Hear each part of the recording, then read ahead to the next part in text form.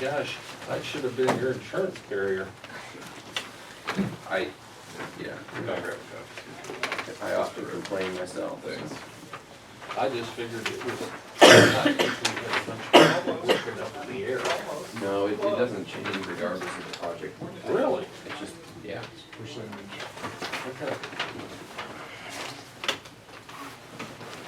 Sure signs here. Whenever you're ready, Augie. Okay. And where's, do you need to get, oh, no, as soon as they, you need to get a hold of me. Okay, you want me to call him? Well, let's do our thing here. Are we ready? Yeah. Would you all please rise and join me in the pledge? I pledge allegiance to the flag of the United States of America and to the republic for which it stands, one nation under God, indivisible, with liberty and justice for all. We do have a quorum. Phil is going to be here in a while as soon as he can. He is at a meeting over in Mattoon or Charleston for the school, area school board on our behalf. So we're going to start off this morning. We'll wait for them to get a hold of Michael. And then we'll go into Core's report and kind of discuss our options on the roof for the courthouse. And then that way we can make a final decision on Wednesday so the court can proceed and do the necessary arrangements with our contractor and whatever else they need to do.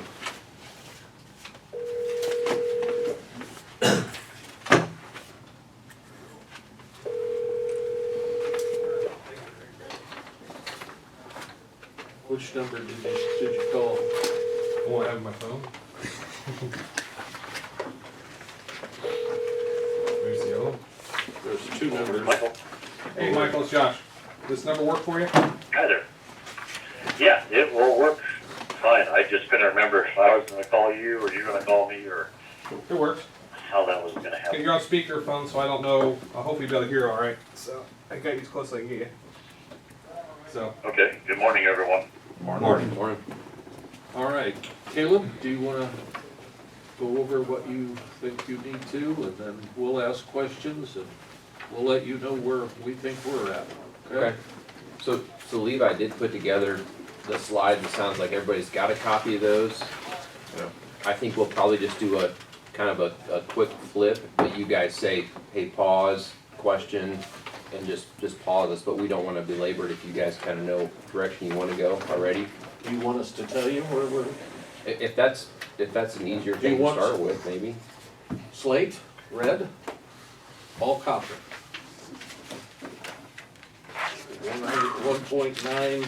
1.934508, which is on the very last page. But I thought we might want to review what that covers. There's a couple of diagrams that they have that will show us exactly where everything goes. I think it's, You might explain that when we opened the bids, we talked about everything, and of Right. course, Mr. Bruner and Lisa were there explained that's that the board, the building committee. right. Go ahead, you're No, doing go it. ahead. Okay, well, we met at the opening and talked about our options, and basically, for example, slate here, or the artificial slate is 50 years, they say, it may not be. Also, John was here, John Tingley, and he added his thoughts, and basically, we looked at copper with, and that is put together by solder, as opposed to caulking on the regular metal roofing. We were looking for duration, and we figured for the extra $100,000 for copper and going with slate, that we gain two generations, basically. Instead of a 50-year roof, we'd be going to an 80 to 100-year roof, and figured that made sense, because that $100 or so thousand to go to copper, my gosh, we wouldn't be able to touch it in 50 years probably for anywhere close to that. And that's our rationale. Well, and Your Oh. biggest expense is getting up there. Right. It's not an easy roof to get up. So if we have to go re-caulk in 20 years, I mean, we're Right. talking about maybe less than that. Caulking on the inside of your house doesn't last that long. Right. I mean, so, and I'm sure they caulk it better than that, and, I mean, I'm not trying to knock the contractors, I'm just saying that in the long Expansion, run. contraction, you end up with problems. So, that's where we're at, guys, and gal, wherever Michaela is, there you are. But that's our thought, and that's kind of what we're recommending to the rest of the board members, is to go ahead and spend a little bit extra. I mean, not that 100 grand is a little bit extra, but let's do it right. Right. And in 3 or 4 generations, they're gonna be thanking us and the citizens here that we did that, I believe. So that's where we're at. Okay. So I think Levi, it probably makes sense for you to go through, it's slides 3 through 7 that talks about where that scope of work is, and it's got some, I think, some pretty good visuals of the Right. building, the, I think it's gonna look amazing. Yeah, and we definitely agree with that and, you know, agree with all those sentiments, that your basic expense is getting up there, so definitely makes sense. Especially to have the slate roof match the life cycle of the metal roof or that copper roof to upgrade to that. So working kind of from the top down, you know, in that yellow area, at the very top, that's, What page? we're on Slide. slide 3. So that is kind of the highest part of the tower that we've been working on, there'd be no work above that.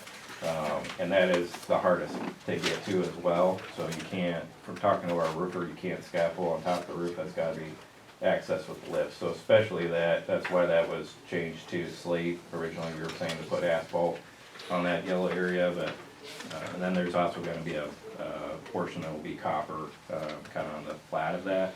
Then moving down, that'd be copper on that green portion, copper where there's blue there. The reason they're different is the existing material is different there. And then, that red area is all, existing slate be replaced with new slate. So there'd be new underlayment on there.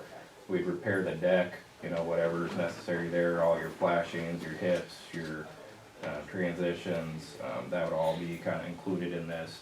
And then, we're replacing the existing concealed gutter. It's a historic profile cornice gutter that runs most of the building.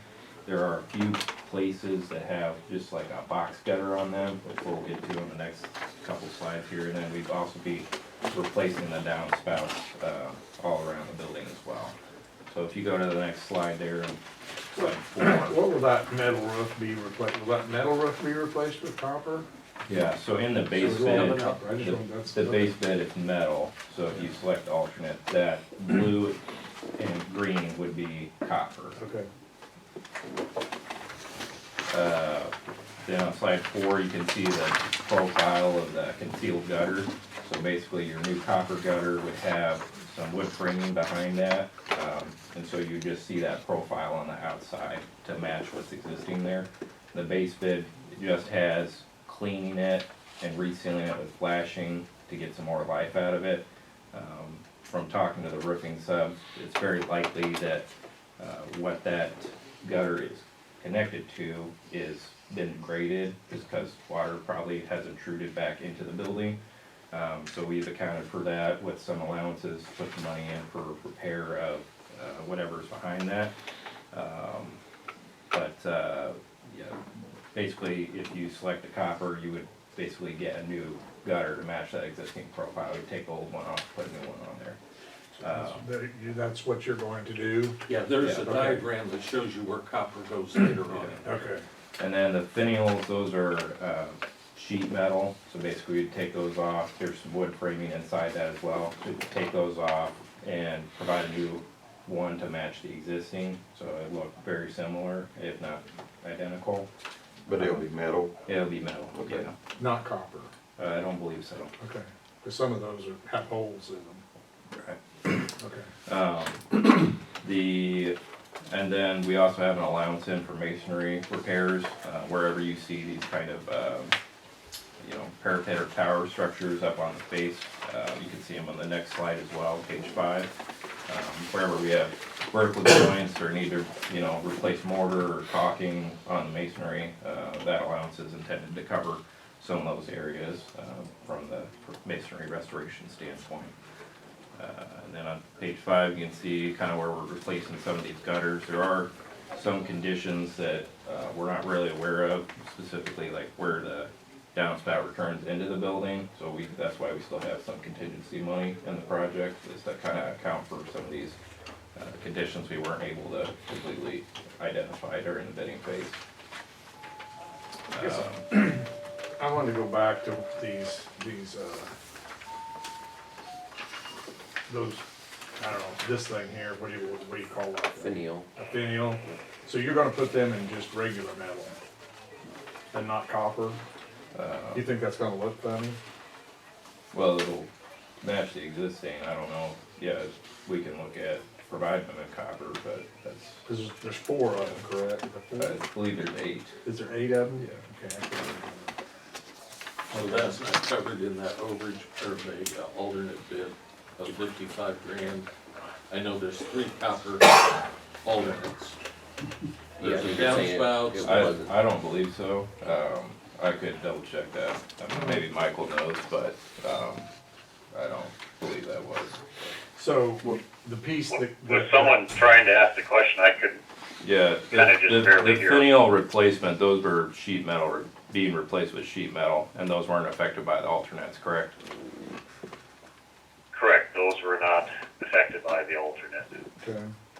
So you're going to, is that hip that goes down right under it, is that gonna be copper then? I don't, The cut- I think that the, can't remember that detail off the top of my head, I apologize.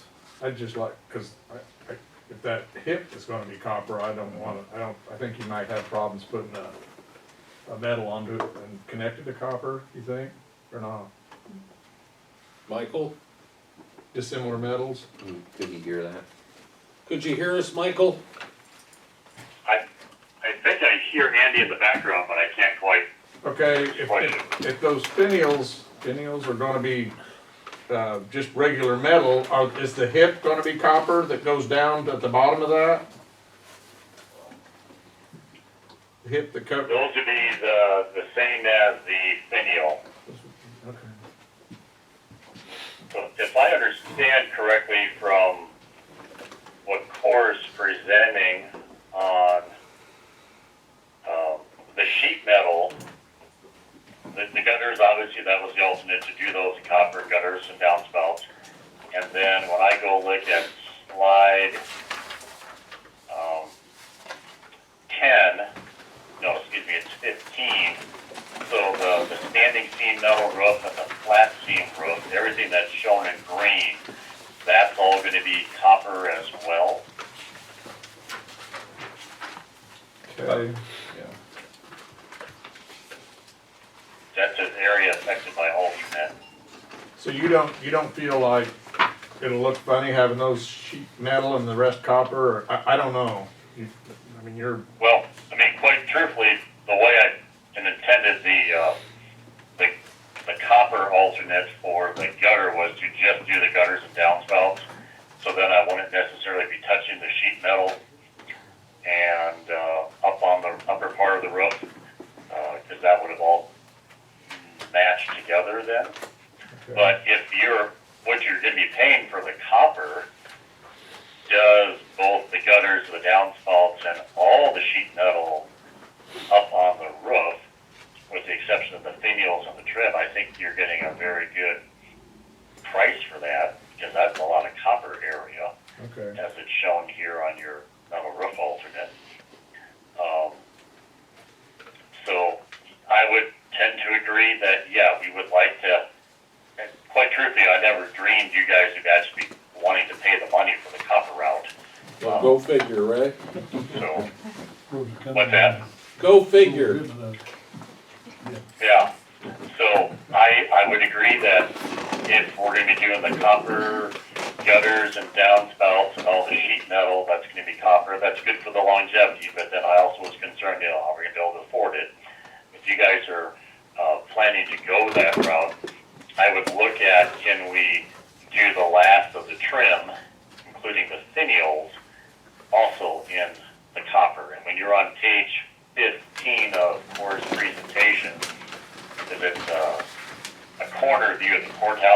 you can see where there's 8 different finials. There's quite a few of those finials. It's more than just 4. Yeah, okay.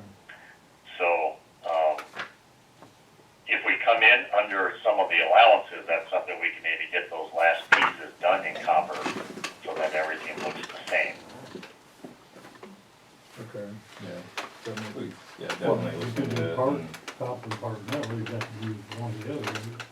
Well, what they're saying, if you do it metal, matching metal with copper Yeah, is an issue. right. Plus, if That's we're right. doing the whole roof in copper except for the finials, isn't gonna look right Right, aesthetically. Right. Yeah, cause I was wondering myself, like on the finials, are they gonna be painted? Or they, I mean, what color are they gonna Those, be? the finials were to be pre-finished metal, so they were to be the same color as the metal roofing that you have up there. We can't find any information that shows if those finials were ever painted before or not. So my thought is when it goes up there, it would be better if it all at least matched the sheet metal. And again, I had not anticipated that you guys would be actually going for the copper route here. And so I apologize that I didn't, in my alternate, correctly display that finials and that trim that you see going on the ridges. That should have all been completed in copper as well. Right. So that way everything would match together. That's my fault. Well, some point, Core can tell us when it makes sense to make a decision on that, based upon what else they're finding. And then we can do a change order, and they can get us a price or cost from the contractor, correct? with that. And then we can Yes. look at where we're at, and maybe we have the room, maybe we'll have part of the room and we'll have to add, maybe we'll have to add. But then, at that point, we can make a decision, correct? Now, the Yes, we design and the. Handle it that way. I don't see a problem handling it that way, and I'll let Core chime in, but I don't think they would either. Was there a better way that you guys would suggest to handle that? Should we go up front and, well, go ahead. I think what makes sense is for us to reach out and basically do a pricing. That doesn't mean you have to accept it, we can at least find out from Crowley, and hey, if we would do this, what is your proposed change order price? Which might influence that decision. I think doing that sooner than later is probably good. Okay, that's And fine. then we'll probably have to also get back to you and talking to them, what the timing is for that, because there's probably a lead time on those finials. And then wanting to order them, that we just need to make sure that they're not producing finials out of metal when you want it copper. Okay. So you'll handle that. Yeah. Yeah. But we can go ahead with. I agree with what Levi's suggesting, or I don't know if it's Levi or Caleb, It was Caleb, but I agree with that. but we can go ahead with everything else and then be checking on this, and then we can make some adjustments in a month or 2 or whatever it takes. Yep. Okay, Definitely. all right. Andy, does that, Yeah, that Great, That sounds good. great question. okay. Definitely. One thing I do want to point out as I'm looking at a photograph, so when you're on slide 15 of Core's presentation, that's talking about doing the metal roofing in copper. And so that's great. When you go to, there's one photograph of the actual tower itself. So we're doing all the way up the tower, up to, just, so on the tower, you got the clocks at the very top. And then you got a series of windows down below. There's a really thin band of red trim just below the clocks. And you can see that on slide number 7. So when you switch to slide number 7, you see where the clocks are? Yes. And Oh, yeah. just below the clocks, there's a red band. Mm-hmm. That red band was not being touched in the bid at all because we were not going to go up above that, where the windows were below that. That's as high as we were going to go. So we're going to have a little bit different color up at that very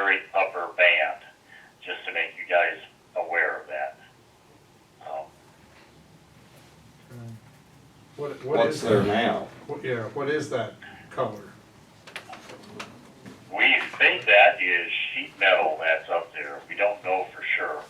But to get up there, I don't know if that's the work that Kryling had done when they were out here previously. I know you guys have done some work up onto that tower. It's been 10, 11 That years, super high portion. 12 years. I mean, that whole top is metal, so I don't know if that's just painted. I don't know, I never really looked at that close, clear up there. And when we flew the drone, you know, we couldn't get the drone any closer than like where we're at right now from this photo view.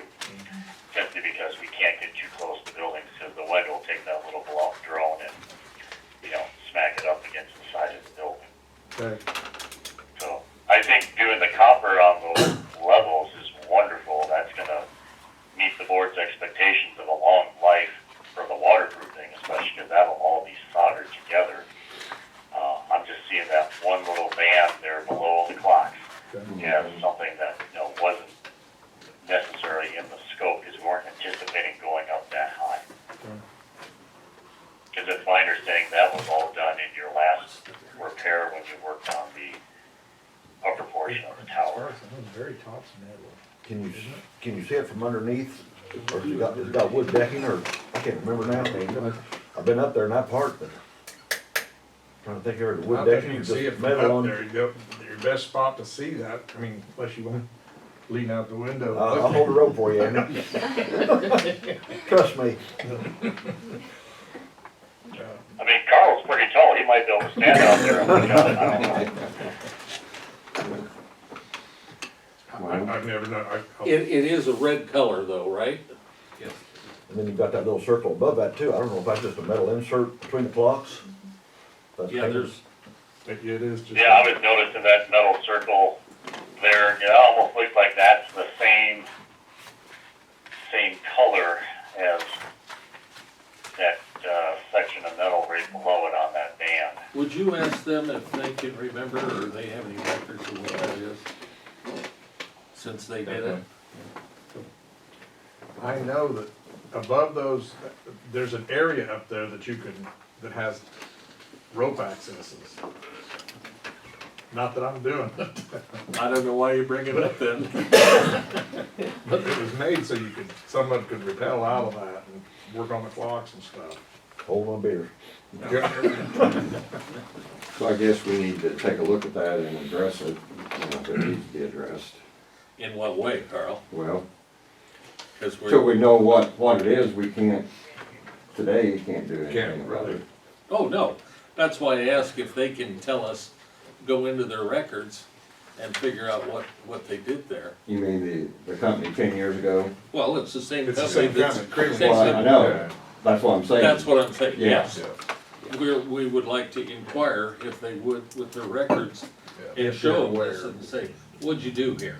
I So believe John, the guy that put the estimate together, he's the one that has done the work probably previously on this Yes. building, so. Yeah, I can see that as being an issue in 25 years, and us having to get back What up was that? there. I could see that being an issue in 20 or 25 years, and then we'd have to Yeah. get back up there again. And we're trying to So avoid that. perhaps we take care of that little band up here by the clocks the same way that was suggested with the finials. Let's get an upfront price for that, and then we'll see as the project progresses how we can work that back in. And those circles between the clocks too, since you're right there, I mean, I don't know I whether would- that's 12 I would feet like or. to see that get done. I don't know, truthfully, I can't tell you if that's painted or if that's metal, like a metal medallion. Yeah, It'd be really interesting if we can get some eyes up there and see what that is, and maybe Kryling Roofing might have an idea of what that was. yeah, that's what Give us we're more asking. information. I mean, it's a shame they didn't do that all in copper back then, but who knew? Got another metal there, I don't know. They were probably trying to match everything. Well, the other thing, if you put copper on that area up there, it's gonna discolor everything under it. That's true. So all of that white is gonna be eventually stained and look like it's running. And I don't think we want that either. Right? Yeah, that's interesting. So it's, Just gotta get out and see what that is. Yeah. Yeah. And that might be something they do once they have the lift on site. Does that lift, will that lift be a big enough one to reach the clocks? It's 150-foot lift, I believe, is what they were saying they're gonna use, so. which I'm not makes, sure what that distance is, but Okay. back on page 15, if we put those two areas in copper, you know, both right at the base of the tower and then stepping down, we've got white in between. Michael, what are we gonna wind up with those areas that are white? Do you understand what I'm asking? Yeah, because the copper is going to discolor over a long period of time, and you'll start to see some streaks there, is what you're pointing out.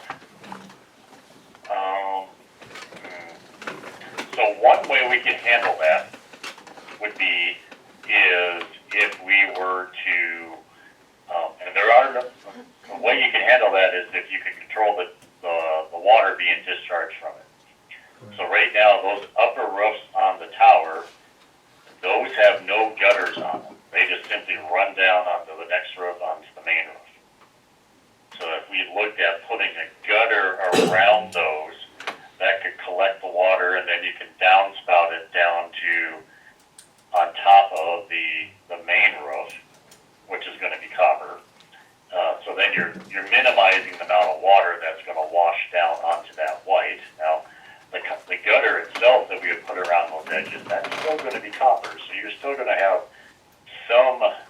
some dripping occurring, but I don't think you would have as much as if it was just water falling off the edge.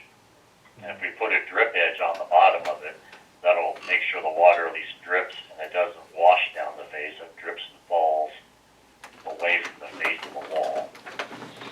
Maybe this isn't significant, I don't know. I mean, maybe I'm worried about bringing up something that's really not that significant, I don't know. And maybe that'll be part of the charm of the building. I can do some looking in to see how much discoloration would be coming from the copper. I got copper valleys on my roof at my house.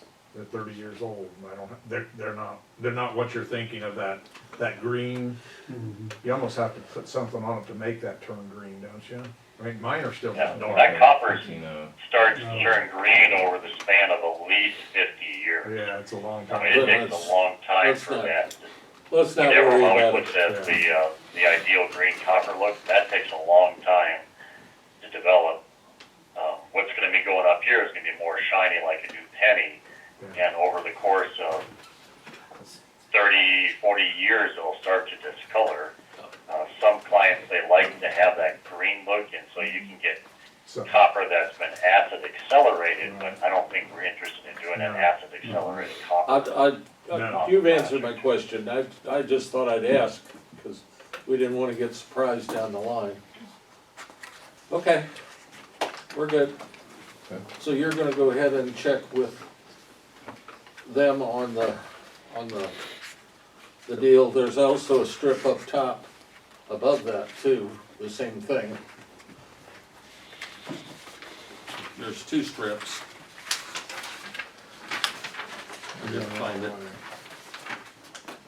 There's one right up here that matches this one.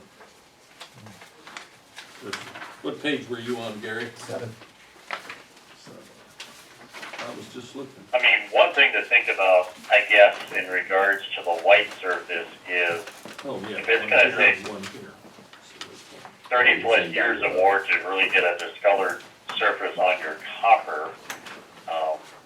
At that point in time, you might need to do something to that sheet metal that's up there, that white sheet metal anyway. I wonder. So, Yeah, that's what I'm thinking. In 50 years. Okay, yeah. we're all good. Sorry I took up so I think the much main of the time. emphasis for this project is to get the building weather tight Right. and, provide long-term weather tightness for it. And, then you can look at, the future, which would be long after all of us on this phone call are, and in this room are gonna be looking at doing this project for that siding. Okay, There's well, a discoloration that's gonna occur there. Okay, let's go. What's next, Caleb? Or Unless you guys have any other questions, I think that covers mostly what's included in the scope. Sounds like you guys, you know which alternates you wanna select, and we have a couple other pricing items that we can handle, kinda on the front end here, but I think there's enough information from you guys. After the board vote, we'll put together the contract amendments, for your signature. Basically just kinda have a contract summary of what's in this slide and the numbers that are on your So spreadsheet. page 19 Yeah, would be what we're looking at, correct? yeah, so And that would 19 be the is, guaranteed price then? yeah, that will be the GMP price based on this set of. And that does include, so people understand, that includes a couple of items that are general conditions Mhm. and contingencies. There are Correct. contingencies both on design and construction. General conditions, what is that? General conditions would be core supervision primarily. Which could be up to 135 or it may be 85, correct? Depending on what, Yeah. I'm just Yeah. putting those numbers out. The contingencies and general requirements, basically, everything on here will be whatever the cost is what we turn in. But So you've if it goes allowed under- that amount of money. Yes. I wanted everybody to understand that that's included Yeah. in the 1.934. Yep. There's some allowance items which will be listed on our GMP amendment that are included in the base bid numbers. Oh, Like the okay. roofing, so like the masonry repairs, the 100,000 allowance we put in, that's in the general trades number. Oh, okay, So, cool. Yeah, So those there- are not additionals, those are all baked into this number, okay, so, I just wanted everybody to know that there's yeah. some cash back baked into this thing for Right. protection. Yeah, and then, so like, of that 100,000 for masonry, if we only spend 50, obviously that goes back to you guys. Okay. Yeah. And I believe on your, GMP where you have 18,000 for a design contingency, that's if, something is discovered that's gonna cause some design work on Klinger's part, you guys have budgeted some, contingency for that, but if that ends up being not used or little used, that gets returned back to the client, correct? Hopefully that, yeah, exactly, and that's intended to cover like, hey, we wanna do the finials and copper, so, that comes out of that line item. And then whatever savings we get from, kind of these bid packages usually rolls into that item, and then at the end of the job, it's returned as a deducted change order. How do we pay, once we've signed and sealed everything, is there a set payment schedule? Yeah, Okay, yeah, we would do and that'll be described in the contract? yeah, it's described in the In our contract. original Yeah, agreement, I too. believe, Yeah, yeah. which It's, is a monthly Yeah. bill. there's, Right. yeah, a form we submit, and Dan will take care of all that. Okay. Any further questions or clarifications if desired? Is there, are these fees that you think will happen too?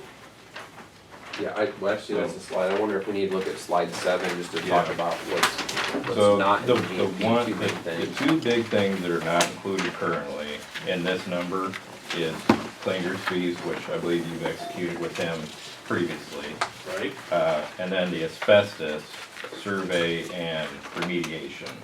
So, there's a high likelihood there's some asbestos up there, but without knowing what it is, it could be $0 or it could be, it could be $250,000. So just put that Whoa. on your radar, but again, like I said, so it doesn't really make sense for us to put it in the number, if that makes sense, unless you guys wanna direct us to do that, but to our mind, it is typically handled by you guys direct anyways, so it wouldn't be something we put on our balance sheet unless specifically directed. So, thanks for bringing that up, Caleb, that slipped my mind. Where would the asbestos be up in the roofing?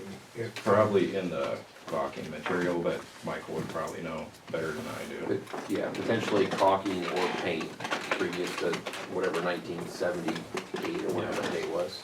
Yeah. So, until you get up there and test it, you won't know, so. Just check for lead in the paint too, cause that's another thing EPA doesn't like to have in your paint. Old paint had lead in Yeah, but I think that's more, not a, an issue. Yeah, probably the thing to do there is if that, the same guy that tested that, Diamond Brothers is talking to him about what he recommends be tested and then figuring out how to go about that. We'll talk, you can talk to Josh about that. Okay. Okay? Because that cost us $100 to get a negative Sure. test. Hopefully we'll be that fortunate. yeah, I'm trying to think of what would be up there. I don't see this being, huh? It's not asbestos, like, right, so you're good there. Right. Asbestos light. I had asbestos roofing on my house. You did? Well, yeah, that was common. The other thing we're gonna discuss at the meeting and hopefully make a decision on is the elevator issue. And giving you direction as to what we would like to head, what direction we'd like to head on the elevator. So we're gonna be discussing that today with your and our limitations. And then also passing that at the meeting on Wednesday so that we can give you clear directions on what we wanna do there. So, we can move into that discussion. You guys wanna head out, or do you wanna listen to that discussion so we can talk about that right now? Okay, as long as you're here, and there may be some resource that you can offer, or Michael can offer as far as that's concerned, so.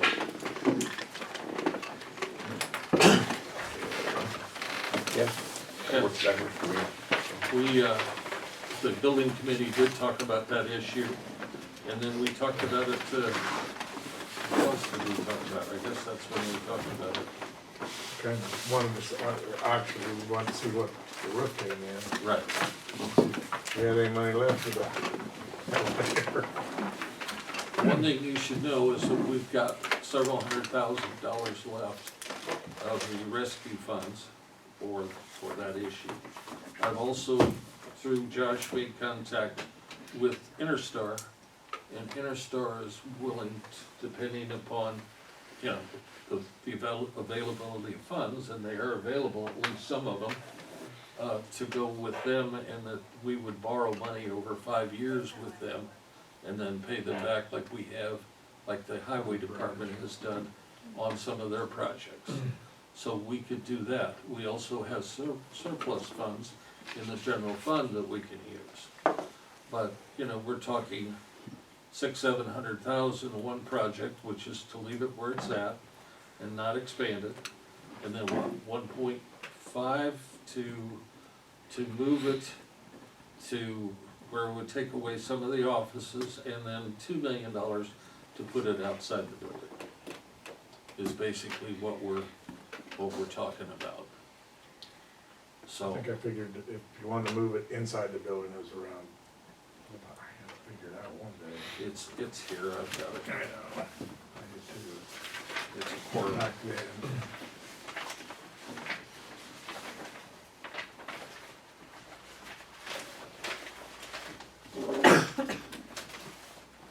I got too many papers. I was trying to find it on my phone, I didn't find it. So it was 800,000, 800 and some Are you thousand. guys still there? I can hear Jeff talking just barely. We're still here, Okay, we're thinking. 690,000 for interior, we're keeping it where it's at. 1,100,000 to expand the existing elevator where it's at. 1.56 to move it to the state's attorney's office and run it inside but in a different location. And 2.15 million to put it on the outside of the building.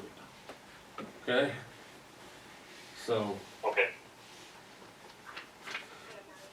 those are the high ones. These shadow ones are where it could be, or kind of a range, but Yeah, really, this is to give you, kind of point you in a direction. If there's one or two ideas that make more sense, then I think Michael would need to develop a better scope that we can kind of dial in an estimate and find out if we were low, high, right on, I think would be probably the prudent thing to do.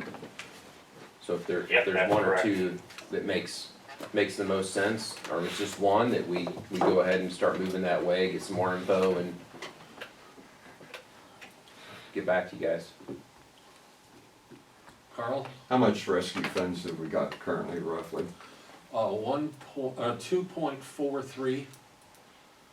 Okay, and 1.9 of it's gonna go for the roof, And then we've got other small commitments that we've made, right? okay? So I figure there's 300,000 left of that Right. money, roughly. So to me, it's a no-brainer. Well, I mean- I agree, Yeah. but there are other Right, funds. you know, because we were planning on using, you know, what money we had left over from the rescue money to pay for the elevator, and obviously, we got anywhere from 600 to 1.5 and 2.1.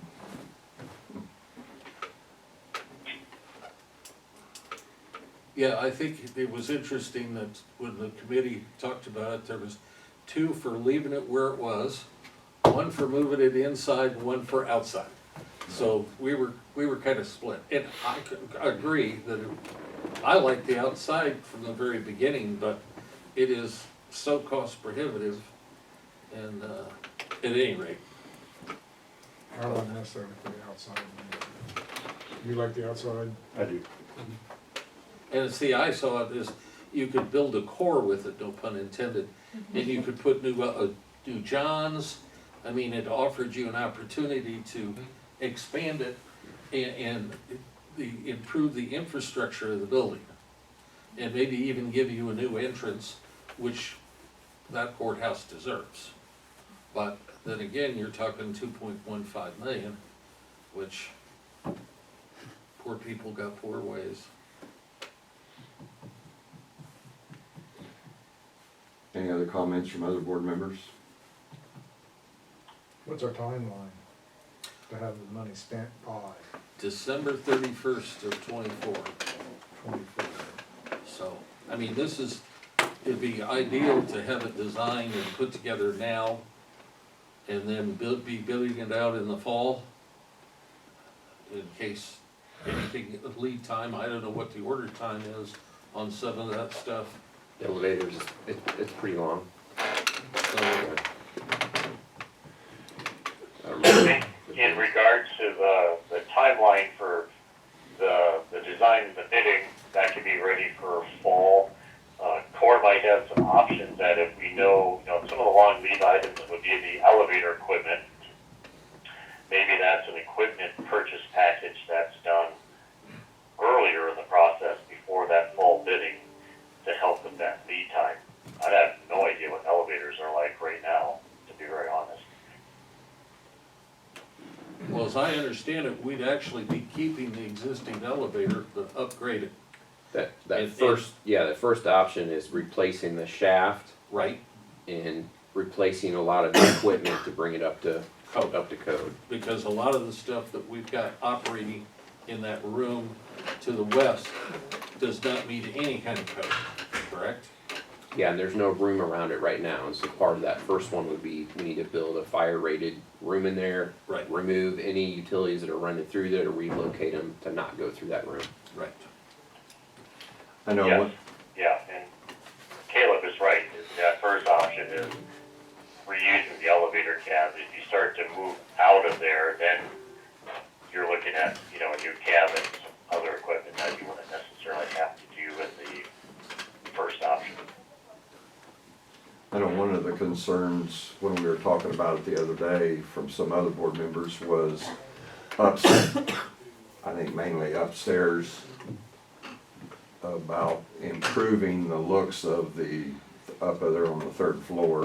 And I think when we met back several months ago, you guys had some ideas on how you could enhance the look up there, and so The you might, glass, cosmetic, yeah, I think Lisa, you were concerned about that, weren't you? If and that, lighting. if you guys were gonna do something, I said they talked about, they had several ideas on how they could enhance the look up there. Yeah, I think that first option that, I mean, again, rough budget has some money in for some finish upgrades, so it's, hey, can we skin that masonry with drywall, so you can have a painted drywall instead of painted masonry, which is not a very, it's a locker room finish, right? So to move away from that, maybe replace some of that VCT with a newer, something that makes more sense, that makes it not look like it was put in after. Yeah, putting a drywall finish on that block would help blend it in with, your plaster that you have all throughout the rest of the courthouse. Make it look like that was more intentional rather than an afterthought like it is currently with the block that's painted. Lisa, did you have any more? So are we pretty much got what's in our minds solidified, so the option one is where we're headed?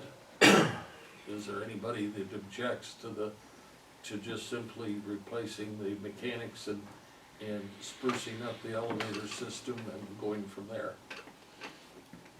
It would be nice to do some of the other things, but. Okay. Mr. Bruder? No, I just stay where it's at. Just fix it. I think it's most important that we keep the integrity of the outside, Right. if we have to choose. The we fennials, in kinda other words, do. spending a few more bucks Yeah. on the fennials. Well, the difference you're talking about, You what now? that's a lot of money you're talking about, difference that isn't absolutely necessary. Okay. I'm not gonna go for it, but you can. I know, in a perfect world, I wouldn't be either. Well, after you've seen what a courthouse like that looks like, without that thing down the center, I know. it kinda can, it would sway you a little bit, but dollar for dollar. Can you come up with Yeah, I got it right here. 1.5 million? Oh, no, I don't have to come up with. 900,000, excuse me. Andrews Memorial Elevator. Right there's, did you see it? See the pictures. Yeah, I have two. I haven't made it Yeah. yet. Yeah, it's, We don't have that. I know. I guess, yeah, I just. Is there something, I know the dome right now is painted over. Is there something that we could do as part of this project to get that paint off so you could, I mean, You're gonna have to retake, and they've got it. If you've been up and seen, they might put insulation over it, and then Okay. chicken wire or something. Well, that's to keep the birds and, that's on the top side. Chicken wire. yeah, Yeah. Right. but the bottom is One flaking of the off things enough. we could certainly do for the dome where the glass is, that could be the paint, we could do some restoration to that, get the paint removed from it, potentially put some protective covering over it, and then maybe backlight it in a way so that way you get that glowing look from light. But I don't think, because your other windows higher up, I think, are blocked off, I don't know if you're getting much natural light down into that tower anymore, but we could try and get that aesthetic restored for sure. Same thing with those windows up at when you climb up the wood stairs behind the elevator to get to where used to be the windows for the Gallery. balconies of the courtroom. Something could be done there to, make those look like they're restored again. Because right now, I think that they're just blocked out on the back of them. Right. So they look very dark. Is there woodwork still up there that can be brought back down and used? What's that now? Is there woodwork up there being stored that can be brought back down and used? You mean like the rail and, not that I'm aware of, I haven't seen it. A lot of that was metal, it wasn't wood. Well, a lot of that iron railing, Michael and I talked about being able to reproduce some of that iron railing if we were going to move the thing to restore.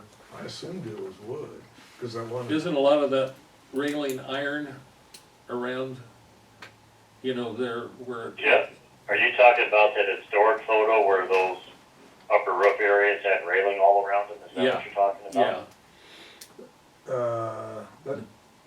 Yeah, I'd have to see that. well, like The where Pittsfield, I they know cut that's it. all wood. where they've cut it, where the elevator shaft in, Mm-hmm. and they've cut some, that's metal that they've cut. Okay, I'd have to see. You In said you had between pictures? floors. You know, you can look, If the material in the floor is metal, and that was cut when they put the elevator in, and we want to avoid cutting more of that. Right, The I know what you're railing saying. that goes, the only railing you got left is up on the second floor, Yeah. and you Going climb in. that little wooden stair behind the elevator, Mhm. and that's all wood railing up oh, there. is it? Yeah. Oh, Mhm. I thought that like the stuff going up the stairs is iron, That's all wood. is it all wood? Yeah. No, those little stairs going up, I think that's all wood as No, well. I meant the regular stairs, the one that goes like that, that's iron work. Well, it doesn't matter what it is. Yeah, we're good. Anything else to discuss on, because this is on the agenda to talk about, all of this stuff we talked about is on the agenda. All right, Maybe the thing I would mention as you guys talk about it is, if there's ideas that you have that you want us to look at, we can have, as we budget, broken out prices, and then when it goes to bid, we prefer not to have probably, I think anything more than like 3 or 4 alternates starts to get confusing to subs. I know on the roof, it just kind of blossomed at the end, but we can still have an alternate to restore that area up there, so that, again, after the bid, it could be like, hey, is it really worth $125,000 to bring that light in there, or do we just want to do something different? We can do that so you guys don't have to make decisions immediately on the scope. Maybe it's just more option 1 versus another option for now. okay, thank you. All right, Anything you need from us on anything right now? you'll get everything you need to Josh so we can sign it and get it passed on Wednesday. Do you want us to go ahead and have the amendment ready for Yeah. Wednesday? Would that be the goal? Yeah. Okay. Yeah, it's on the agenda, so we can, I've got to, Should be doable. we're approving the bid from you folks, we're approving the bid from the other company, and then we're approving the, 3 alternates. yeah, the, 3 alternates, plus, the guaranteed maximum price contract, or modification to the contract. All right?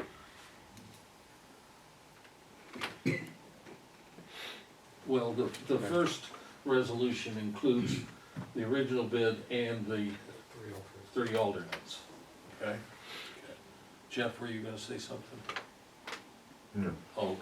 Were you, when we had our meeting the other day, we were talking about the jail, did you have a conversation with someone about getting us some prices before we get down to the bidding? Putting it out for bids, like maximum prices, I'm not sure what that Oh, was yeah, called. we're talking, you mean, where we were gonna be on the jail project? Right, Cause we talked about that, and you weren't here, Caleb, but we were concerned that we were going to be sitting here with the jail project and then getting a maximum price. How do we get there before, so that we find out that we're $500,000 over and we don't got the money, so we gotta redesign. We don't wanna get to this point and then have to redesign because we've all missed it. Yeah. So Right, is that right, Michael? Michael? Correct, that's what, can you hear me? Yeah. Go ahead, Michael, maybe you can articulate that better than I can. Well, I think what the main question you guys had from last week is, can CORE articulate the process for, when they feel is the right time for doing the GMT, based upon their opinion. And I think when I spoke to them last week about it, part of that is Illinois bidding requirements. The way it's set up for state, that we like for them to be able to, explain to the board what their thoughts are on that, and how does that budgeting still work in the upfront phases. So we make sure, the main concern is we want to make sure we're getting good, solid budgeting numbers all throughout the process. And so we know what we're going to be dealing with some better certainty. We don't wanna get to the bid day and open the bids and everything's blown away. Yeah, So having multiple bid packets early would help that too, right? When you do a landscaping packet separate, and some of your security packets would get your price before you got to the end, wouldn't it? Because you talked about doing multiple phases with multiple bid packets, was there not? yeah, if we do early bid packages for civil and something, you're gonna start locking in parts of it to let you know, okay, the budget for the civil work was $1 million. Hey, the low bidder came in at $850,000. Oh, now we know we have an even extra for the rest of it. So there's that.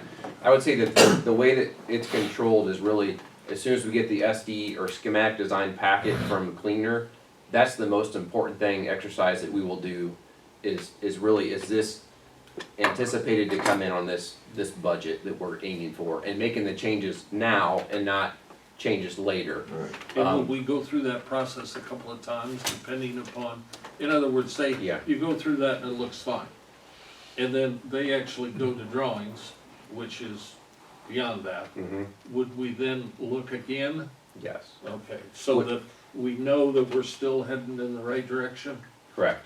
So we typically would do it at, we call it design development, so that's when they start getting their consultants involved. There starts to be more structural, civil information, and we do an update and make sure, are we tracking correctly or do we need to adjust anything? And then sometimes we also do that at some point during that final design period when they're starting to develop specifications. Sometimes we'll do a check, or we'll do at least updates on certain areas that maybe we had concern about. That might be a mechanical system, that might be site work that wasn't really figured out yet. Kind of a last update before it goes out for bid. And so that really gives you an idea of, this is what you can expect on bid day. We like to have a couple alternates that gives you a little flexibility, but we're also talking to the market. And I would say the example would be, Cryan is who gave the budget on the roof, and we thought we added enough to kind of give a range. Well, they ended up, their budget to their bid price went up a decent amount. What we do different on the jail is we wouldn't wait from a concept to bid time. We didn't do any updates with Cryan in between, which probably would have helped you guys know better that, oh, it's gonna be tracking closer to 1.9 for the scope you want. We didn't do that on the roof because of it being a smaller project, maybe we should have in hindsight. But on the jail, we would wanna have updates. So we have our concept in the jail, we're gonna do some work, we'll do some updated budget so that there should not be a surprise at GMP. Okay? Michael? I think making sure we got, regular budget updates happening is certainly going to help the process.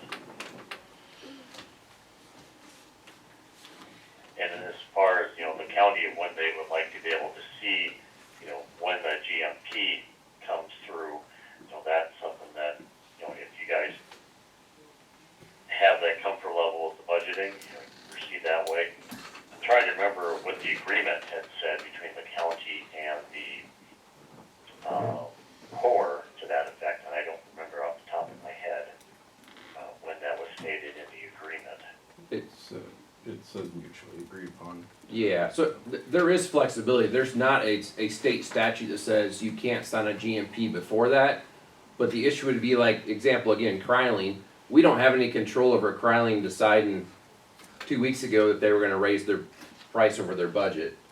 And so that's where there has to be typically, if we sign a GMP before that bidding period, Corps would look to have a higher contingency, which sometimes it's like, oh, you're gonna sign a GMP for 16 million. Well, that doesn't do any good for the county because your budget's 14.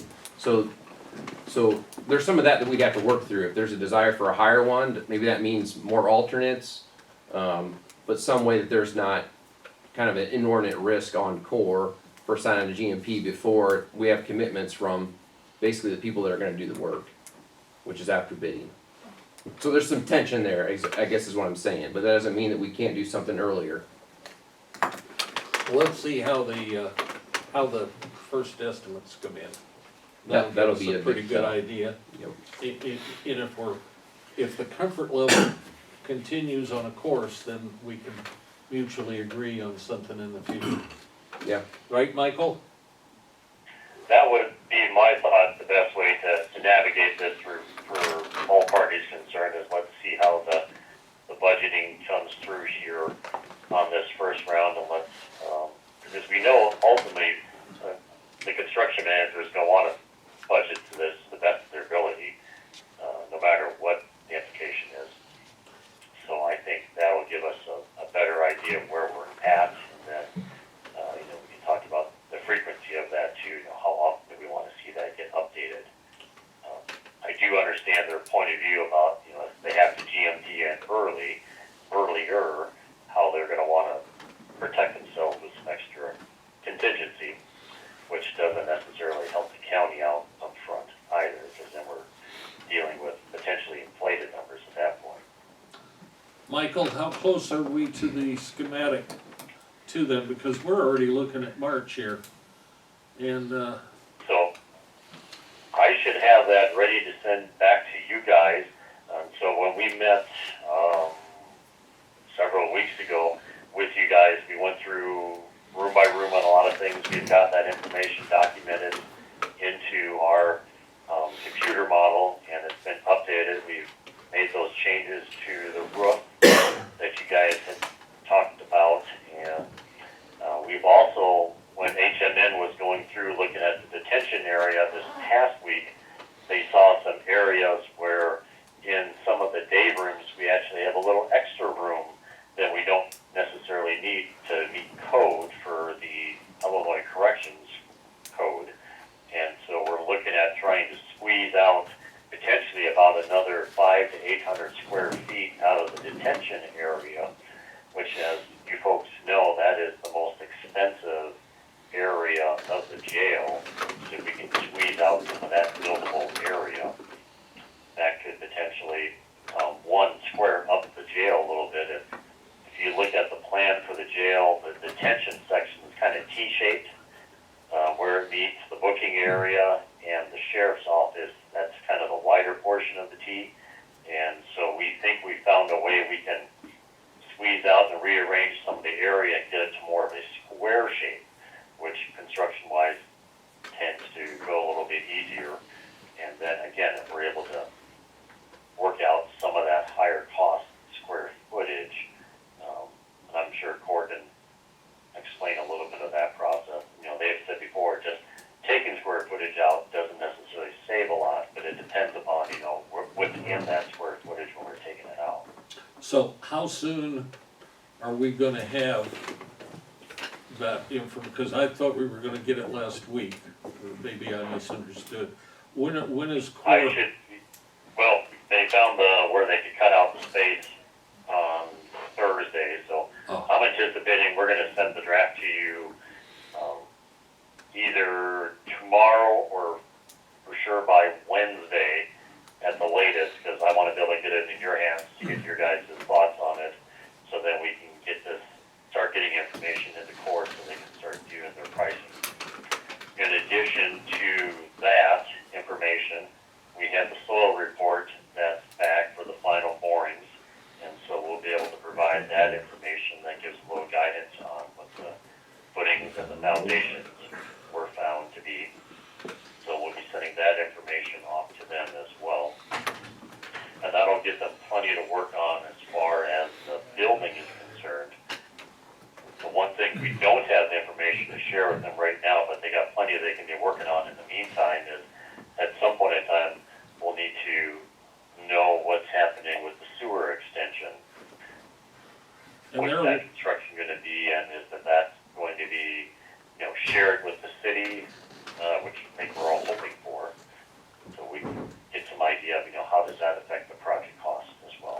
Yeah, Josh and I are working on that with Colvin, and, Okay, yep.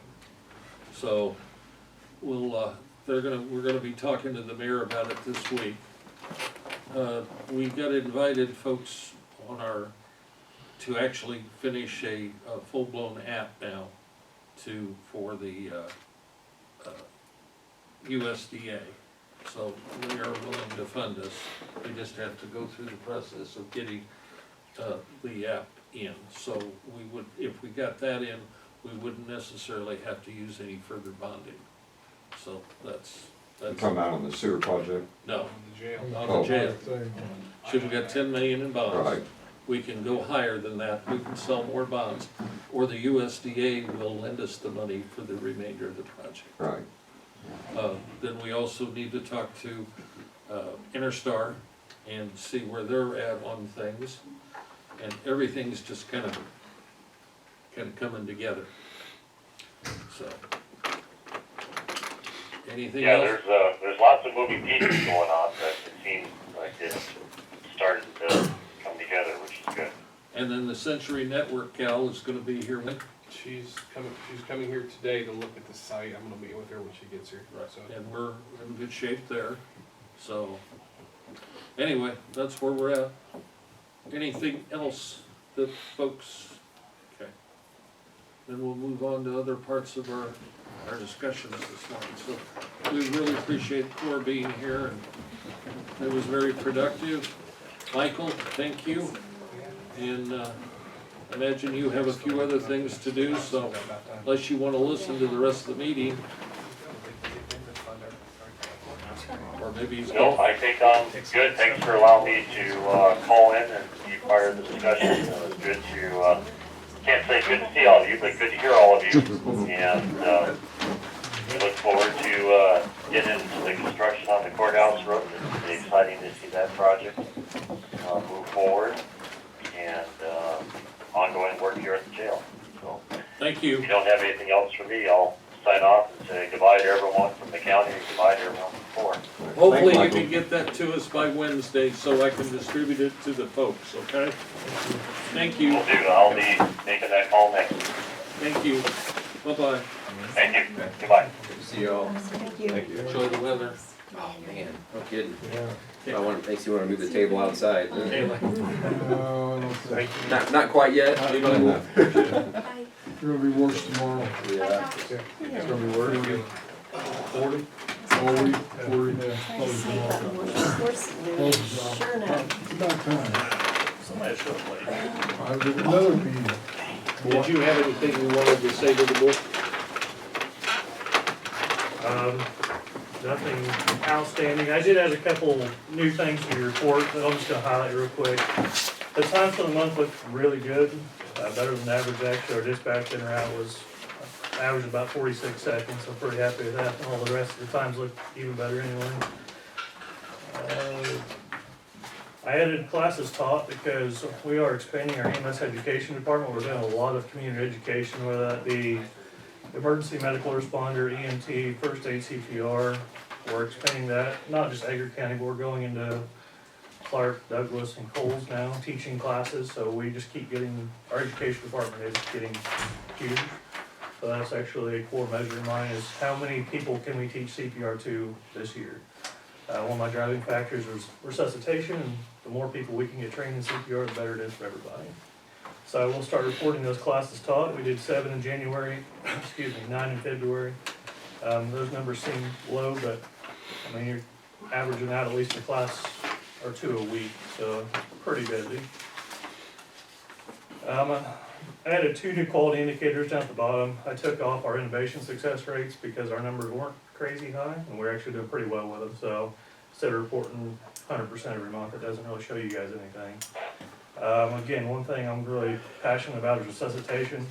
So the first thing is chest compression fraction. You guys probably looked at that and don't know. It's may as well be tiny. The simple thing is, it is time on chest in CPR. So what percentage of time are we doing compressions, moving blood around in the resuscitation? Because that ultimately, high quality CPR is what saves patients. Industry standard right now is 70% of the time you're on chest. But when you talk about, I mean, if you're in a code and you have 30% of the time you're not on the chest, to me, that is still pretty low. That's a lot of time you're not moving blood flow around. So my target is 90%. That is very optimistic, but the thing is, we're actually really close. For January, we were 89.17. February, we didn't actually have any cardiac arrest. We actually just had one yesterday that pulled the data, and it was 87. So we are, like I said, 90% is super optimistic, but I think it's a goal we can achieve with a little more training. The other one, there's a thing called Mission Lifeline. We're looking to get certified for Mission Lifeline. It's an American Heart Association recognition program. You have to meet certain metric criteria. There's about 7 of them we will report. But the one I elected to add onto the chart, or the list here, is any patient that calls with chest pain, we have to run a 12-lead EKG. My goal for these is to have a 12-lead done within 10 minutes of patient contact. That is more than feasible. Most of our guys are doing it in 5 or less. Industry standard right now is 15, but to be Mission Lifeline, you have to be 10 or less, and my personal goal is 5 or less. Sometimes 5 or less isn't feasible, but almost always 10 minutes or less is feasible. We didn't have any in January, any patients with chest pain in January, which is odd. But in February, we were 100% for those chest pain patients that we did require 12 leads on within those 10 minutes. So, I didn't get any suggestions from you guys to add what you're wanting to see, so I just threw a couple on there, that things I'm wondering anyway, that's kind of I find interesting, but I'll let you guys know we Where are. were your intercepts at? Where were the intercepts? Yeah, you have 5 here for intercepts. So, we either go up to Crispin and do those, or we have done a couple with Marshall recently. We did do some new intercept criteria. We've been doing several intercepts with Crispin, they run BLS response a lot during the day. So we'll intercept with them, but if Jeremy and I come to an agreement, if we do an intercept with them, a lot of times we're gonna move the patient from their truck to my truck because we have a lot more equipment. Instead of pulling all the equipment out of my truck and putting it in theirs, it's easier to move the patient. But we decided the safest place to do that is if at all possible, our meeting point is gonna be Malfunction Junction. We'll meet there, we'll do the patient transition, and then proceed with care. Adam, I got a question, I've got some emails here lately, this machine you put over the body that does it, is that, something you guys use or don't use, or? We've had that in place for over a year now, So you got- called the auto pulse. I've had great success with that. But it is, I see it becoming industry standard here where I can see volunteer fire departments having that. I mean, in the that next 5 years. advertising, basically, it frees up a guy to do the breaths and everything else. It absolutely does. I can tell you, I went to a nationwide EMS conference a couple years ago where they have the latest and greatest equipment. We're already at least a year ahead of industry standard. We have, I kind of joke and say we have all the toys, but I mean, I take great pride in making sure my guys and the community have every piece of equipment possible for the best patient outcomes. We have a lot of equipment that even most helicopters don't even carry, so we're pretty far ahead of the curve on that. And I hope we always will be. I've been very fortunate to be supported by the hospital, the board, that whenever I request something, we're always looking out for what provides the best patient outcomes and is best for our staff. So. Questions, comments, concerns? Notice you turn the siren off later at night now. You just have the lights on when you go by. If you do hear anybody say anything about that, it is provider discretion whether we run lights or siren. There's lots of new studies coming out that are saying lights and sirens really don't save that much time. Is there a time like you turn the siren off at midnight when you go down the street in town, or? There's nothing written. It's all at provider discretion. Okay. But they still have to do due regard for. Well, the important question is how quick can you get to my house? Depends on if there's a train. Yeah, that's no good. I don't know if I just forgot about that. Yeah. Gotta be dead. The other way. Those guys should sit there or something. Well, they, 45 minutes. Yeah. I know, if I catch them there, I turn around and go clear back. So do I. Yeah. Yeah. But that is all I have for you guys today. Thank you. Thanks. Andy? Few things, we got the roof redone on the porticos at the courthouse, but after the rain on Friday. Friday, one of them kinda puddled up. Did you see it? No, You wanna see it? I'll look at it. But Ray's got a call in to John to have him come look at it. I think they got the fall wrong on it, and he says that, I plan on going up and looking at it at some point, but it's not draining out where it needs to be draining, so Which one is it, Andy? I'm not sure which one it is. What did he say? He may have told me. It's the northeast one. Northeast. Yeah, they, Over your office? Kind Yeah. of over your off shed. North- yeah, I got a picture of it. Right over your office, perfect. Too bad. Your office don't look like state's attorney's office now, doesn't have a, we're coming in the trash can. Just, It's a white rubber. It really looked nice when he sent it to us. See, John. Here you go. It wasn't a big puddle. It's not a leak, it's just a puddle. It's a big puddle. Northeast. That's what I said, Here it is, northeast. guys. Okay. It didn't drain out? Bubbled up in the corner. So, you Yeah. have them look at it. They did replace some decking in some of those. And then, in fact, one of them starting to rot the board out on the bottom too. Yeah, they cut that all out. So they cut it out and replaced it. So, and it needed to be, I mean, it's a good thing to get those units off there so they could fix it, but anyway, we'll have to work on that. Did you get this, Jeff? Some of these? I think you got that, didn't you? That was from, Ray had asked Sycamore to look into some, Right, and I think I just, told him to go ahead. no, forwarded it on to you. Okay. For your assessment. One was, did we already pay for the condensate repairs in the women's restroom? I have no idea. I don't know, it said work completed the week of January 23rd, I think that was an emergency, I recall that happening. They wanna do some repairs to the second floor, in Monty's office. There was a radiator that, when I first got on, we took it out because it was leaking, and it leaked for years up. I'm trying to think. Right there on his desk, the great big radiator. Um, We went up there and tried to tighten it a time or two. And the one in Monty's Yeah. office itself, okay, there are two radiators, one in the hallway that we took out. This was the one right along his wall. Right along his wall there leaks. And So you're gonna take it out and you're gonna replace it with one of the smaller ones, we're right? gonna test one of the small ones.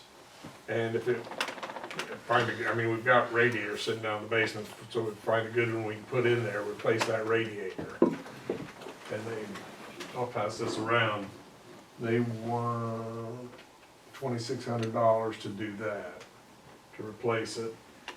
And then in Monty's office also, there's a place on the floor where that one radiator leaked for years and needs to be fixed. At one time I had Mark Sullivan said he was gonna fix it, and he got busy and never got back with me. But I think I've had a couple of people look at it, no one ever. And that was more the old spot there when you first go into that old Yeah. part, or new part they redone, yeah. Yeah, Well, you need to go to the building committee and call the building committee and get them to take a look and figure out what we need to fix there. yeah, that's kind of a committee stuff rather than a board. Okay. We'll get Did you together. say something about the state's attorney's office? Did they have water issues? Mm-hmm. They've had it for Yeah, a while. But Friday they had issues with water. I don't know if it's any worse, I mean, Oh. it's an ongoing deal Yeah. right now. But it's part of the roof on the that courthouse, metal, where that So metal if blew they- off. I know. Is that what John was saying, that he didn't know that he could get a, Right, okay, and 2 inches of rain doesn't help anything. yeah. Is that something we're gonna probably have to wait till they do the whole roof, or? I'm hoping that, as soon as they get the barrier up, that'll stop. yeah, It won't even take the shingles for the slate. The barrier's guaranteed for 6 months, not to leak. without shingles, so. That'll be the first thing they put up there anyway, once they tear it off. We'll see, yeah, if you get, if you could once access that roof, you can get up there and really do something to stop that pretty quick, but I'm amazed it hadn't leaked worse than what it has. If you look at that piece that blew, off.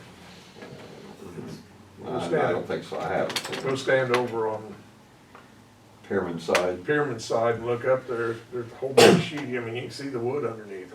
okay. Depends on which way that rain comes out of.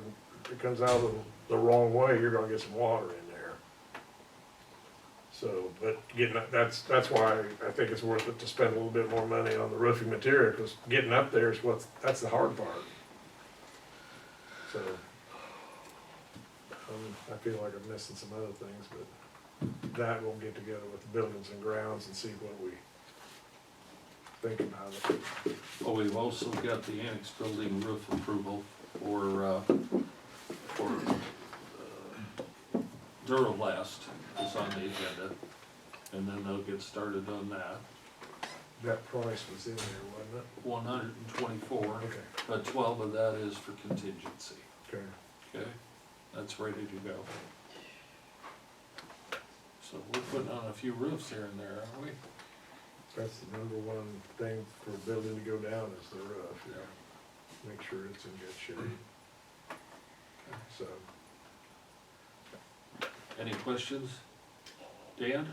Oh, you go got a ahead. I was question? gonna ask that back wall that you were having to be Yeah. pointed. I told him to work with, I'll contact Rowdy and just see if, I guess I thought maybe John would shed a little bit on it, but Oh, when he's gonna start on? I When thought we- he would've, Rowdy was gonna start. He said it's gonna be after he's got school projects to do. Yeah. And he said it's gonna be after that.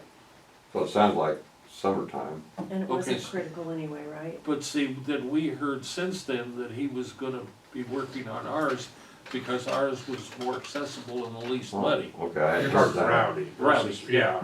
Well- Yeah, Rowdy, but not John. not John. No, not John, I'm talking Rowdy Yeah. now on the back wall. But yeah, but And you did go ahead and tell him two good door, or, I told him double the one double door we wanted to replace. well, we need the other one too. Okay.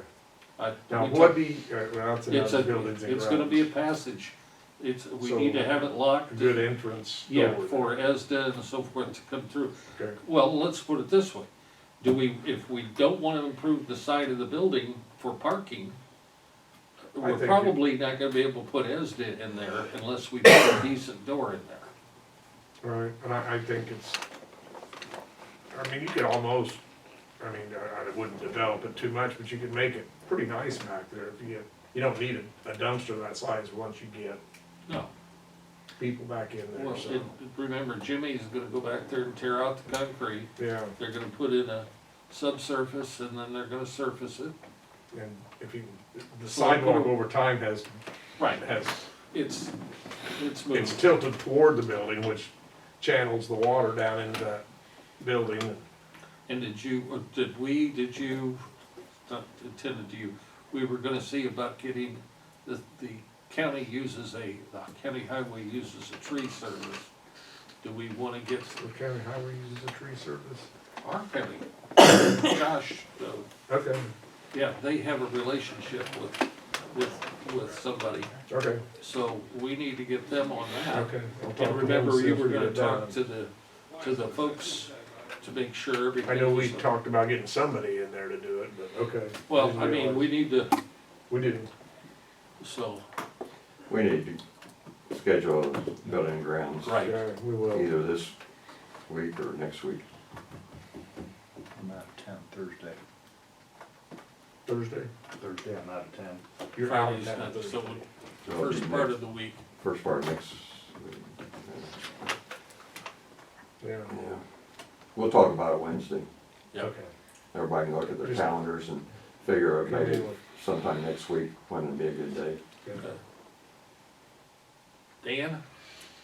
Not much, talked to Andrew a couple times over the weekend, so everything was going well out there. I need to ask her about the doors. I don't think we got them in yet, so I'll check with her tomorrow on that. And also, I think Russ said he'd do some work on the cages, so I need to have Andrew get with you on that, volunteer work. So we'll get, Andrew and you can get together on that, so. Other than that, Russ, I don't have anything. Carl? How was your meeting, Lud? 33 minutes. That's, all he does is give For- us a for report. 3 hours of travel? Yeah, takes, an hour. Oh, Yeah, an It hour? don't take anybody else an hour, it doesn't take me that long. you got a meal? Nope, Oh, jeez. Didn't he- darn, the police are around too much, Lisa? or it seems like I'm running into one of them. Yeah, broadband. Help me out here, Gary. So we had a meeting last week of our committee because it was the first time we'd had a face-to-face since the introductory. And I think everybody felt like we needed to actually get together, and not everybody's able to attend the Thursday morning Zoom calls. And so we are having a face-to-face. You all are encouraged to come. The morning of March 16th, our committee's getting together at 9, and then we are having a roundtable for the general public, which is actually more key players, at 10:30, and Bill Coleman, who is the spearhead for this whole thing, will be here. And I communicated with him this week to kind of recap what our committee had, where we are with things, and that we were gonna just do this as a roundtable to discuss what our committee's doing, where we feel like we're going with it, what our options are with some of those key stakeholders, and that includes the hospital, some of our major businesses, Pedco, Adam, Sorry. that's okay. Adam, Gary has emailed Aaron, and did you also email Samantha, or you asked her to No, report? I emailed Erin and asked her if we'd like to have a representative from Horizon Health. Obviously, I also thought it might be a good idea for Samantha and you, if you guys are free to attend that meeting. Yeah, because of the whole, emergency services lack of coverage throughout the county. So that would be great if you and or Samantha could be there. 10:30 Farm Bureau, the 16th. Thank you. Who else? Gary's been, among all the other wonderful things he's been doing for us, had reached out to some stakeholders. Did I miss anyone? Ross Carroll said he would attend for both the county and his role as mayor of Kansas. Chandra Gerberdine from the Hume Village Board said she will try to attend. I'm gonna be heading up to Christmas City Council tonight in Brockton Wednesday night. Trying to get somebody from those communities down there. Oh, you contacted Bob Morris for Community Foundation. Yeah, some of it is just awareness for them to know what's going on, but also, you know, the fact that it's economic development and for the entire county. Angie Garwood and I did a WA&D interview Friday. My goal was, my mom has this perfect spot at her house that if you look out to the east, you see wide open fields, and then you see this really long tree line. And Angie lives over in Burlett's Creek, and she's, I knew that she could really talk to the challenges over on the tree line side. I mean, we have challenges on the prairie too, but it's a little different what they have over there. And then, you know, what Friday looked like. So thanks to Longview Bank, we did it at the conference room in Chrisman. But that's gonna air, the plan is for that to air on WAND Channel 17 Friday morning. The subcommittee, which Matt Sullivan, the farmer, chairs, is really getting serious about taking a look at different providers. And what we learned at last Thursday's Zoom call, which I found very educational, was what they talk about, the middle mile providers, which are the ones that are providing the fiber that's already pretty much in place along our highways.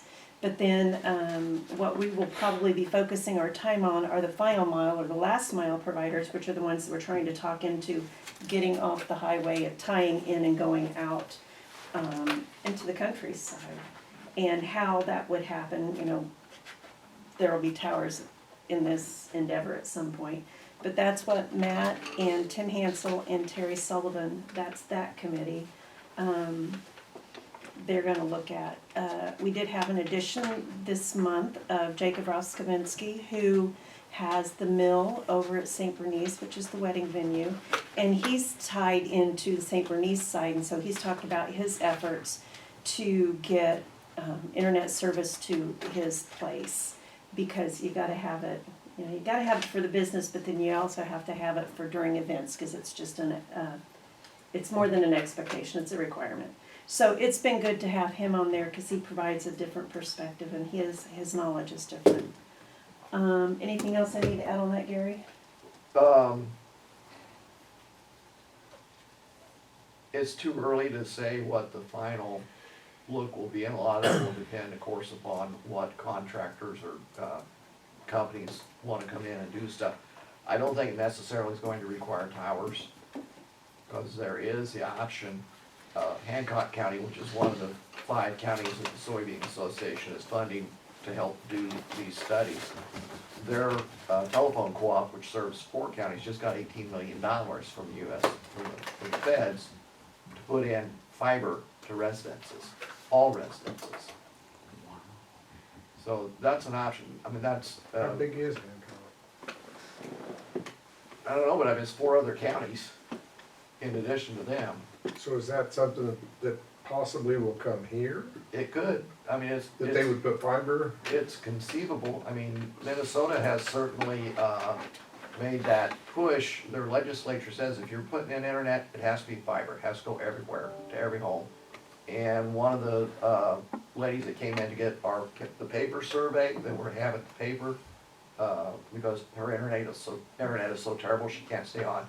She said what is frustrating for her is she has either a friend or a relative who lives in Montana at the bottom of a mountain, and fiber optic comes to their house. So, I mean, that, to me, that's the ideal situation, getting fiber to everyone. Who knows how far you can go on copper from fiber? Copper isn't being supported anymore. But are you fibered into your house? No, I have copper, but it's not supported anymore in Illinois. You don't have to, they don't have to repair copper anymore. So if they cut it, then you could be screwed? Okay. That's interesting. Well, and here's what happened. I was talking with Cindy Spencer, who's the principal, or the superintendent over at Kansas. And she said that they live down around Denison, and their copper service down there was so bad, they couldn't make phone, the phone calls, they couldn't, their internet, everything. Frontier came in, said, there's no point keeping the copper, and they put in fiber. So she's got fiber Oh, So that's they at nice. her home. They run a fiber line. She says, so man, they stream movies from Netflix, all sorts of stuff. So, that's interesting. That's about 3 miles east of Oliver. Yeah, I don't know exactly where she lives, but she said it's around They Denison. came in so- and put it in for her or other people? Everybody, because the copper was just too degraded to continue any kind of service Well, I down had there. trouble with my copper line for quite a bit, but, We got fiber running right down 36. well, we gotta Can't run get it down 16 too. Well, we got I a think. 36, we got a 16, Route 1, and there are, from what I understand, there are 2 companies right now that are looking to try to bring high-speed internet service along 36. One of them's gonna be making a presentation next week at the Hume Village meeting. I don't remember the name of the company, but there's another one too. Now, whether that will amount to fiber connection to the homes, or they plan to put up a tower and broadcast it out, I don't know, but.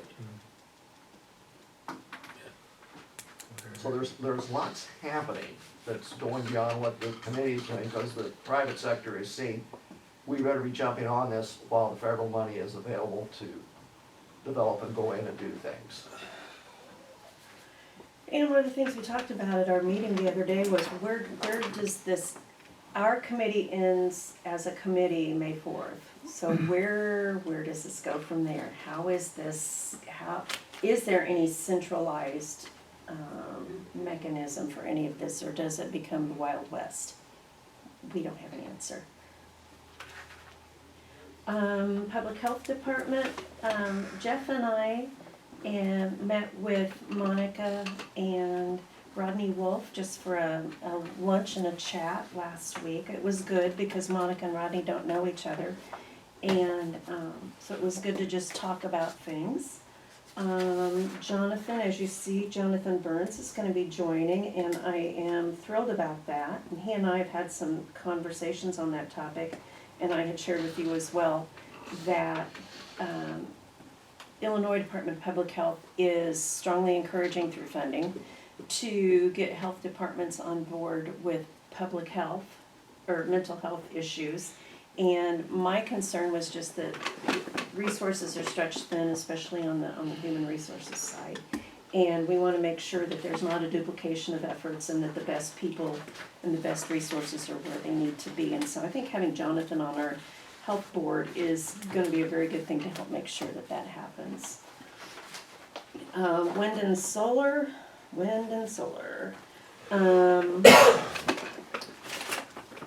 We did receive from the state county government organization a couple of templates that we will be using to develop our ordinance.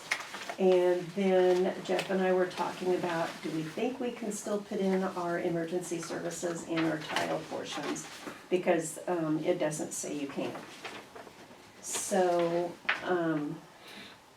I gotta get on that. Tomorrow, Illinois Farm Bureau is hosting a meeting in Charleston on wind and solar, and Wyatt and I'll be attending. It's an update, I don't have any other information on it, but I thought it was important that I go. Anything else? I noticed the paper published the results of restaurant inspections last week. Did they? I missed that. That's good, thank you. Thank you, Gary. And one thing I wanted to mention, I heard this morning at this regional meeting, kind of surprised me. If you compare the 7 districts that we're involved in with, say, Kankakee and Decatur, we have more homeless students by far than anybody.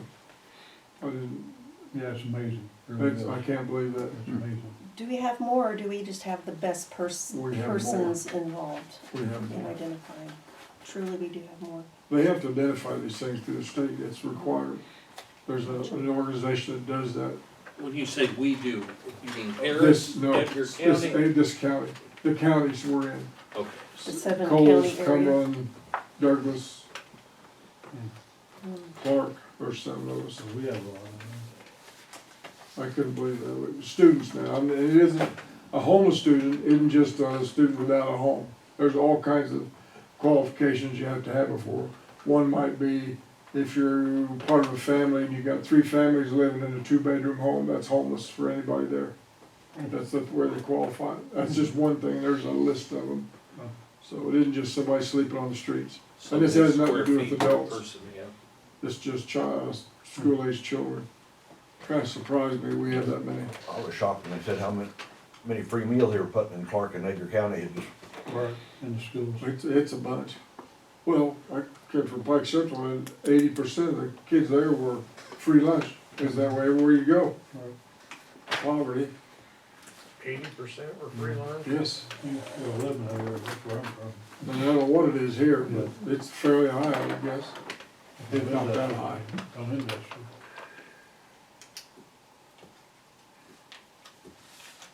Okay. Let's go over the agenda briefly. First, we talked about the roof project, replace the roof, accept the bids for that, accept the bid from Core. Resolution to approve the guaranteed, maximum price, then approve the TIPS program with Duralast for the annex building roof. We're gonna pay for all that, or Yeah. tips? Well, no, they don't pay for it. they're handling the bidding and everything else. It's gonna cost us at least $112,000. Let's see, authorize, chairman to execute agreement with Chastain and Associates for engineering services on various county projects, which include the sewer work with the city. I was wondering what that was. That's what it is. Okay. And on that note, Bob has asked, or Chastain and Associates has asked, they're working on projects for the city and for the Edgar County Water District, and they would like consideration on the mapping that we have flown every year. They would like us to provide that to them so that they can do the work for the municipalities. And that, basically, we charge a normal company that would come in, like I can't think of anybody offhand, can you, Augie? The attorneys or somebody who's doing land work or real estate, 25 cents per parcel, and we have about 18,000 parcels, so that would be $4,500. Think about that. They would like consideration for that. Some counties provide that to engineers in the county to do work. Since they're working on the city, thought it might be a gesture that wouldn't cost us a whole lot, that might be used in our favor when it comes to consideration for the sewer. Just a thought.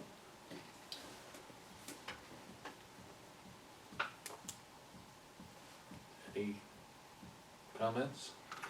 I guess I don't understand. Okay, they want a complete file on the flights that we do every couple of years. And normally we charge. So we give them, Yeah, we would just, okay, instead of charging them $4,500, okay. and those are round figures. I'm not gonna make that decision, obviously, and neither's Dina, but it has other ramifications that might come back to help us, considering that a lot of their work for the city, they're gonna turn around and charge the city for that.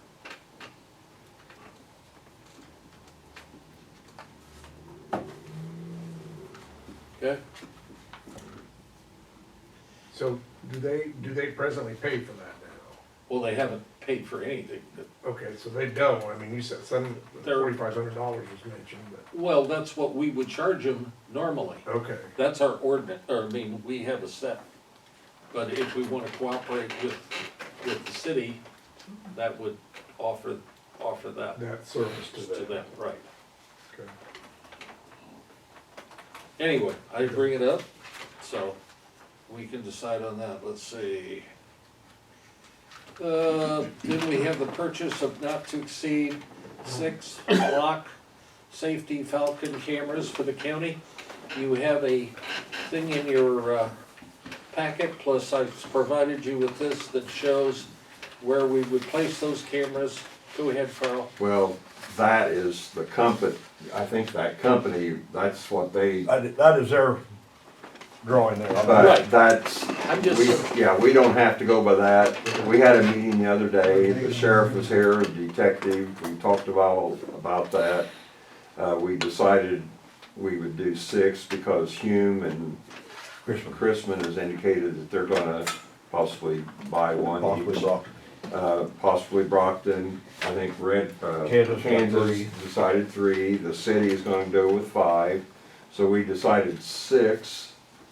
But the sheriff, you know, they're gonna coordinate with all the other police agencies, they're gonna contact outside counties and across the state line, because he's aware that there's other people have them, and they'll coordinate with where they've got theirs located, where he thinks it's best to put ours. You know, that's what the company recommended, but the sheriff's, Okay. I didn't have a chance, but Yeah, that's, but I the- was just showing this as yeah, an example. but the sheriff's gonna, you know, look at everything.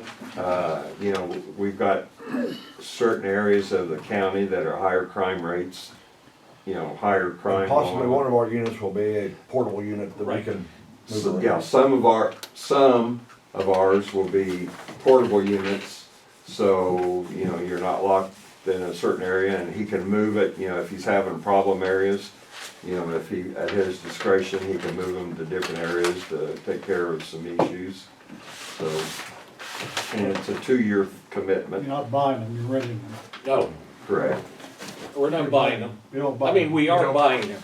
yeah. Right? But We they are main- buying. Well, They maintain them and I thought everything. they mean, you basically, cause after 2 years, are they yours?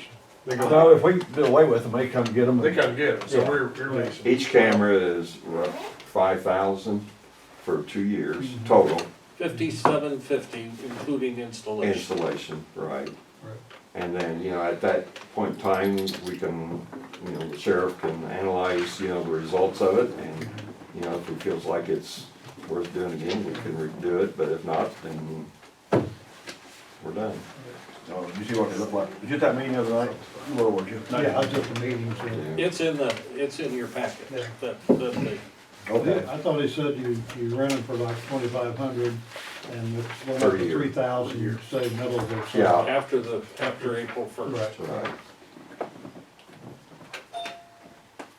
Okay, I mean, I'm just trying to, Right. of course, we've got Jonathan Birds for the health department.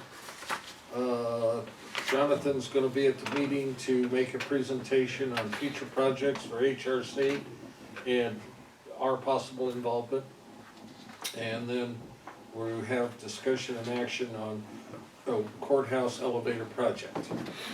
So that's the agenda. It's pretty full. What's number 15 on there, Jeff? What does that Oh, mean? memorandum, I'm sorry, I skipped that. That is an agreement that, with the union to allow the elevation of a, union individual Yeah. Someone to in a the bargaining unit. supervisory, and then go back without losing, Their position and seniority, yeah. right. Okay, So that will be for I action. read it, but, Yeah. Augie, do you have anything? We need to go into closed session. The sheriff has asked for one for, issue on personnel, correct? I wanted to mention one thing. I think most of you are aware that the 911 coordinator's retiring this fall. And we accepted applications, the deadline is passed, and we had 4 applications. So later this month, we're gonna start the process of interviewing, and by early summer, have someone hired. And over the summer, at some point in time, I don't know how long that's gonna be, there'll be training involved, and then this early fall, they'll take over. Just kinda let you know what's going on with that. Do you have any applications from the board members? Is a current board member, has any current board member applied for that position? No, Okay. Just, no. all right. Current 911 board member, Yes. no. Okay, cool. Motion to go in closed session for personnel. Andy moves, Russ seconds, so predictable. All those in favor signify by saying aye. Aye. Opposed, nay. That's your job, Russell. We are out, so are we ready? Is there anything else to come before the meeting? The study set, yeah, he's ready. What, Carl? I didn't realize you turned it back on. Yeah, he was, All right. is there any public comment? Okay, hearing none, motion to adjourn. Andy moves, Russ seconds. All those in favor signify by saying aye. Opposed, nay. We are adjourned.